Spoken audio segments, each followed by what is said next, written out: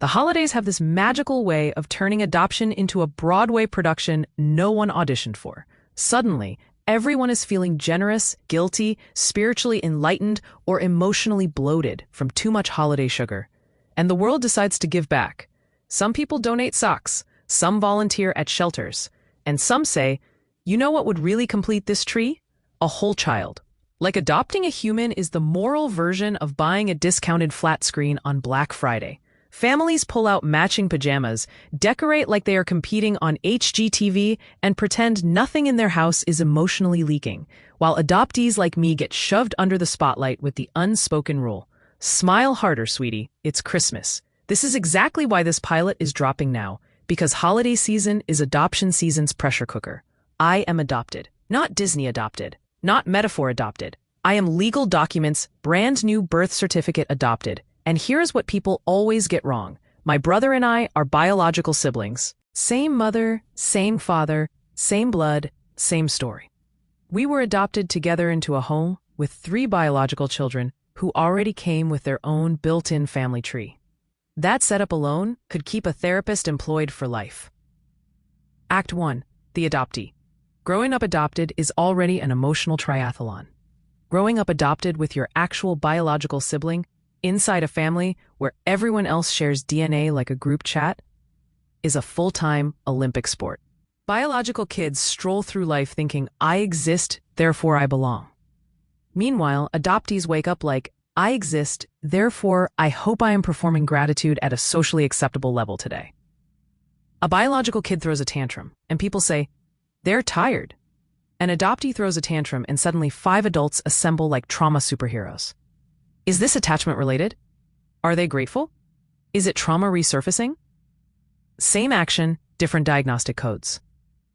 We learn to regulate emotions like we are applying for emotional citizenship. We learn to keep peace like it is a side hustle. We learn to smile until our jaw trembles, because God forbid the adoptee rocks the boat during dinner. Act 2. The parents. Adoptive parents are not villains. They are exhausted, terrified people who signed up for love and accidentally enrolled in a psychological escape room. They adopted 2 biological siblings, me and my brother, and blended us into an existing trio of biological kids who already ran the emotional household like a monarchy. That is not a family structure.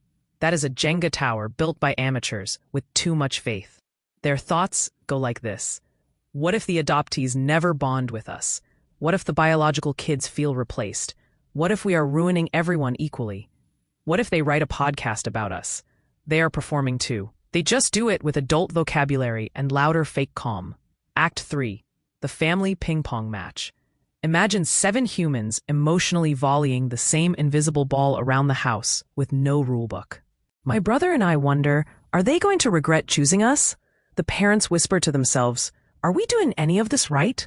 The biological kids suddenly look around like, why does it feel different in here? Nobody says it. Everybody feels it. Silent chaos is still chaos. Act 4. The gratitude contract. There is a rule adoptees follow instinctively, even if no one says it aloud. Be grateful, smile, stay calm, do not ruin the holiday photo, and do not disturb the harmony you did not create. And if you enter as a matched set, especially a biological pair, the pressure multiplies. Suddenly you are adjusting to the parents, the siblings, the environment, and each other.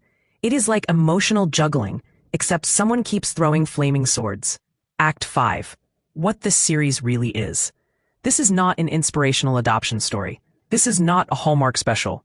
This is not a love conquers all script. This series is a bonfire and a truth serum shot. It is for adoptees who grew up next to biological siblings. It's for adoptive parents who panicked silently while doing everything they could. It's for biological siblings who felt the emotional earthquake they had no words for. It's for prospective parents who think adoption is charity wrapped in angel wings. This is for people who learned survival before they learned belonging. Act 6. The trauma cousins. Children of divorce are our emotional cousins. Different backstory, same choreography. They learn not to upset anyone, not to pick sides, not to love too loudly, not to breathe too deeply. Belonging becomes conditional. They understand emotional displacement without a suitcase. They speak our language, Fear disguised as cooperation. Love becomes a negotiation. Belonging becomes a performance. Fear becomes home. If you survived this emotional roller coaster without throwing your phone across the room, hit subscribe. You clearly enjoy chaos wrapped in truth.